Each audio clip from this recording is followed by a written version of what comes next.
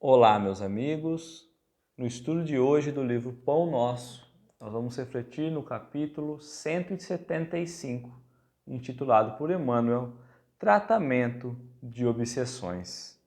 E o trecho que ele vai nos trazer como referência, nós vamos encontrar então em Atos dos Apóstolos, capítulo 5, versículo 16.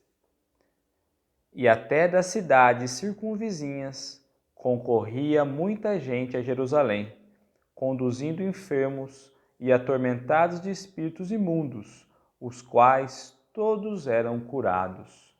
Aqui ele vai trazer relação a Jesus e relação aos apóstolos. Todos aqueles atormentados que viviam nas cidades e nas cidades vizinhas eram trazidos então a fim de que pudessem ser curados, porque naquela época imaginava que estavam doentes, atormentados. E Emmanuel começa então: a igreja cristã dos primeiros séculos não estagnava as ideias redentoras do Cristo em prataria e resplendor de culto externo. Era viva, cheia de apelos e respostas.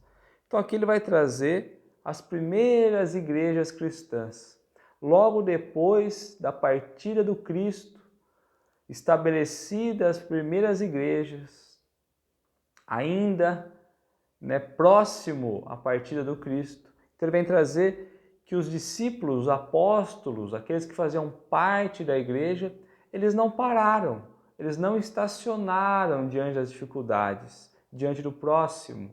Muito pelo contrário, continuavam avançando, continuavam se mexendo, continuavam agindo, assim como Jesus agia. Eles não ficaram iludidos pela prata, muito menos pelo culto exterior. Eles continuaram o movimento que Jesus vinha fazendo, de atender, de ajudar, de conversar. E aí Emmanuel coloca, era viva, cheia de apelos e respostas. Então era o evangelho vivo, através do exemplo. Não é? Se preciso, fale palavras. Mas era aquele evangelho onde os discípulos fiéis eram agitados, buscavam os serviços, buscavam as movimentações, buscavam o apelo e também buscavam as respostas. Não ficavam parados aguardando que tudo chegasse, sem refletir, sem pensar, sem olhar pelos olhos da razão. Então Emmanuel nos coloca que logo após a partida do Cristo, os discípulos continuaram ativos. Semelhante a ela, a igreja dos primeiros séculos, semelhante a ela, o espiritismo evangélico abre hoje as suas portas benfeitoras a quem sofre e procura caminho salvador. Então ele vai comparar as primeiras igrejas cristãs, logo após a partida do Cristo, vem dizer que semelhante a elas é o espiritismo evangélico, que abre hoje as portas. Então ele vai trazer que hoje nós fazemos aquilo que a igreja cristã fazia lá atrás. Abria as portas, auxiliava quem sofria, quem buscava pelo caminho. Então ele vem trazer que aquilo que era a missão da igreja do passado, o Espiritismo abraça e retorna então essa posição. É curioso notar que o trabalho enorme dos espíritas de agora, no socorro às obsessões complexas e dolorosas, era da intimidade dos apóstolos. Então ele vem trazer que hoje essa questão ao socorro às obsessões que acontecem, a parte espiritual, mediúnica, psíquica, fazia parte da intimidade dos apóstolos. Não é algo novo, não é algo desconhecido, é algo que o Espiritismo vem trazer luz mais uma vez. Então, quando nós trabalhamos com a questão da desobsessão e da obsessão, dessa comunicação, da mediunidade, ele está dizendo que não é nada novo. Os apóstolos já tinham isso lá atrás, já praticavam isso, já faziam isso como ação do dia a dia, mas que por algum momento se perdeu. E o Espiritismo vem mais uma vez retomar, trazer luz sobre tudo isso. eles doutrinavam os espíritos perturbados, renovando pelo exemplo e pelo ensino, não só os desencarnados sofredores, mas também os médios enfermos que lhes padeciam as influências. Então aqui parece até muito distante, né, do que nós conhecemos hoje. Ele vem dizer que os apóstolos, que as primeiras igrejas, também tratava os desencarnados sofredores, mas não só os desencarnados sofredores, os encarnados também que padeciam dessas influências, os médiuns, que ainda descontrolados, que ainda não conheciam a mediunidade, não tinham o controle. E esse, parece até estranho, mas esse era o principal trabalho. Mostrar sim esse controle mediúnico, mostrar sim esse auxílio, mas muito mais servir de exemplo através da moral. É o que nós encontramos hoje dentro da doutrina espírita. E isso nos traz um alerta muito grande, porque isso não é propriedade da doutrina espírita, é propriedade do Cristo que nos traz os ensinamentos. Mas se nós perdemos lá atrás, é preciso tomar cuidado para não perder novamente. Por isso a importância que a doutrina espírita tem hoje em resgatar aquilo que o Cristo nos trouxe lá atrás. É buscar a essência, é buscar o amor sublime, a ligação com Deus através do auxílio ao próximo. Desde as primeiras horas de tarefa doutrinária, sabe a alma do cristianismo que seres invisíveis, menos equilibrados, vagueiam no mundo. Então nós sabemos, desde a época do Cristo, que seres desequilibrados, encarnados e desencarnados, vagueiam pelo mundo. Há várias passagens do Cristo que ele vai tirar o obsessor, que ele vai tirar o mau espírito junto ali com a pessoa, com o encarnado ainda. Então isso não é novidade. Então ele vai dizer que há vários espíritos menos equilibrados, produzindo chagas psíquicas naqueles que lhe recebem a atuação e não desconhece as exigências do trabalho de conversão e elevação que lhe cabe realizar.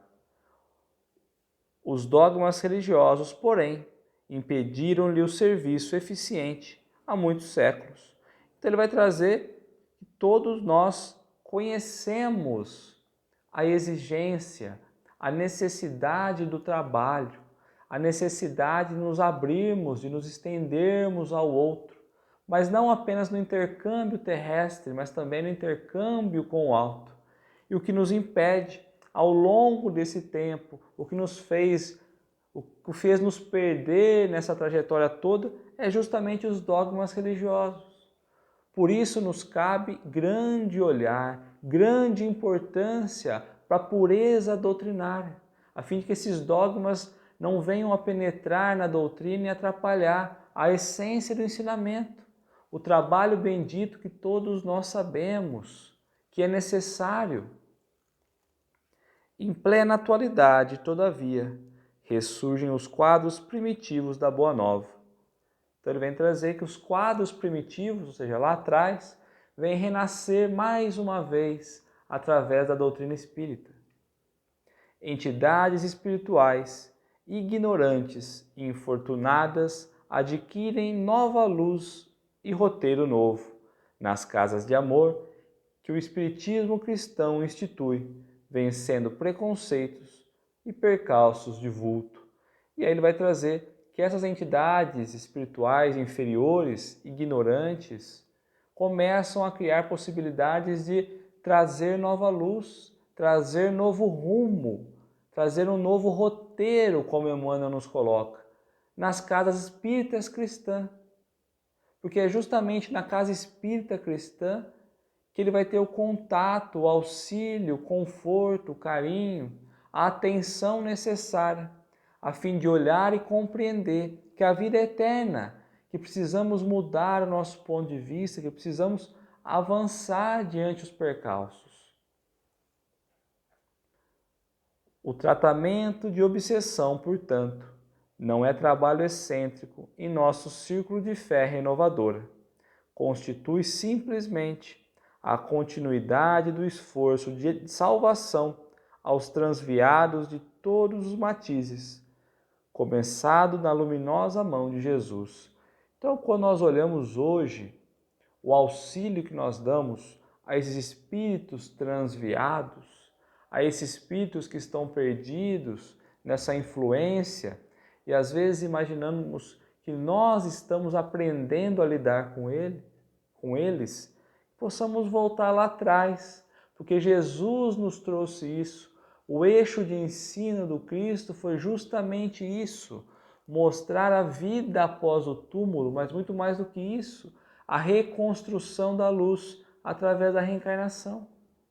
Então não é nada novo, não é nada modelado agora, é tudo que Jesus nos trouxe há mais de 2000 anos. E é isso que Emmanuel nos traz, que possamos deixar os dogmas para trás, que as reencarnações nos possibilite olhar esse irmão, essa influência espiritual, como sendo a possibilidade de trabalho de nos renovarmos.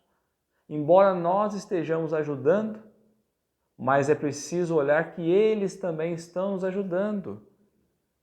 E não é mérito nosso, não é mérito espiritual, é mérito de um todo, desse conhecimento que já nos vem há tanto tempo, através das mãos de Jesus, que tanto amor deixou e nos ensinou no tempo que esteve aqui conosco.